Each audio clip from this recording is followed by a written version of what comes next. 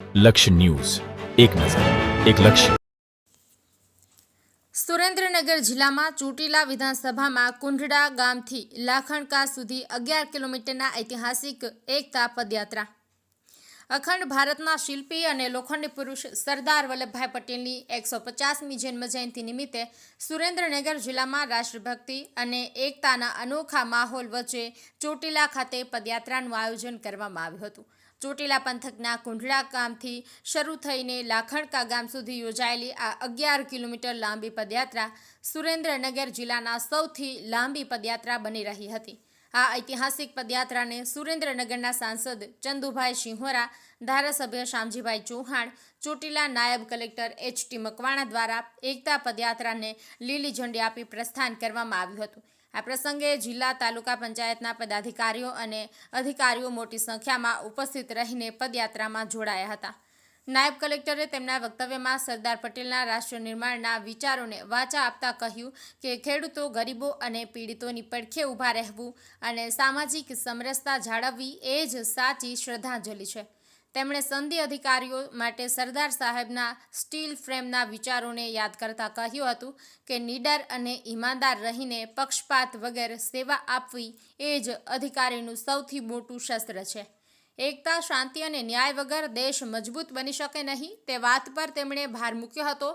આ કાર્યક્રમમાં સૌથી મહત્વ અને ભાવુક ક્ષણ ત્યારે બની જ્યારે નાયબ કલેક્ટરે હાજર રહેલા તમામ ગ્રામજનો અને વાલીઓને શિક્ષણ માટે સંકલ્પ લેવડાવ્યા હતા.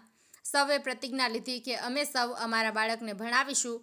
કોઈ પણ ભોગે અને કોઈ પણ વિકટ પરિસ્થિતિમાં અમે અમારા બાળકોને શિક્ષણ આપીશું. આમ આ સમગ્ર કાર્યક્રમ સરદાર સાહેબના વિચારોની સાથે શિક્ષણના પ્રચાર પ્રસારનું માધ્યમ પણ બન્યો હતો. આ પદયાત્રા અને કાર્યક્રમમાં સાંસદ ચંદુભાઈ સિંહોરા, ચોટીલા ધારાસભ્ય શામજીભાઈ ચૌહાણ, મામલતદાર ચોટીલા, તાલુકા વિકાસ અધિકારી, રેન્જ ફોરેસ્ટ ઓફિસર સહિત રેવન્યુ, પોલીસ, આરોગ્ય અને શિક્ષણ વિભાગના કર્મચારીઓ જોડાયા હતા. આ ઉપરાંત એનસીસી કેડેટ્સ, શાળાના વિદ્યાર્થીઓ અને મોટી સંખ્યામાં ગ્રામજનોએ ઉત્સાહભેર ભાગ લઈ અને આ કાર્યક્રમને સફળ બનાવ્યો હતો. દેવમ ત્રિવેદી, સુરેન્દ્રનગર. લડત ચાલતી હતી અને ત્યારે એમણે જે ભાષણો આપ્યા છે ને એમાં એક એક શબ્દ એમનો સોનેરી શબ્દ છે. એક એક શબ્દની અંદર એટલી તાકાત રહેલી છે ને કે ખરેખર હું તો એ શબ્દો વાંચું છું ને તો આપણને એમ થાય કે હા, શું સરદાર સાહેબના વિચારો હતા. શિક્ષણ પ્રત્યે પણ એટલું જ એમણે ભાર આપ્યું હતું.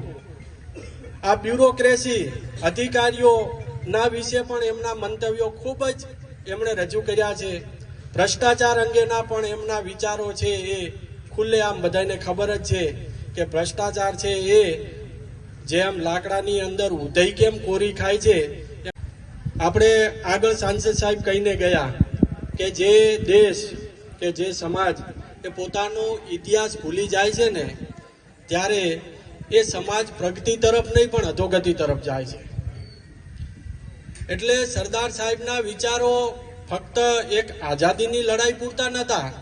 તમે સરદાર સાહેબના ભાષણો વાંચશો, એમના એક એક દિવસના જે તમે ખેડાની અંદર સભાઓ જોશો, અમદાવાદની સભાઓ જોશો કે દેશના જુદા જુદા ખૂણાઓની અંદર જ્યારે આઝાદીની લડત ચાલતી હતી અને ત્યારે એમણે જે ભાષણો આપ્યા છે ને એમાં એક એક શબ્દ એમનો સોનેરી શબ્દ છે. એક એક શબ્દની અંદર એટલી તાકાત રહેલી છે ને કે ખરેખર હું તો એ શબ્દો વાંચું છું ને તો આપણને એમ થાય કે હા, શું સરદાર સાહેબના વિચારો હતા.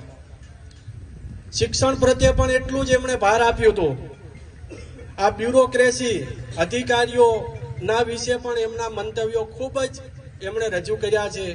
ભ્રષ્ટાચાર અંગેના પણ એમના વિચારો છે એ ખુલ્લેઆમ બધાને ખબર જ છે કે ભ્રષ્ટાચાર છે એ જેમ લાકડાની અંદર ઉધઈ કેમ કોરી ખાય છે એમ ભ્રષ્ટાચાર છે એ આખી સિસ્ટમને કોરી ખાય છે, માનવ જાતને કોરી ખાય છે. ઈમાનદારીની વાત કરી છે, બધી જ એમણે વાતો કરી છે. એટલે રાજ્ય સરકારને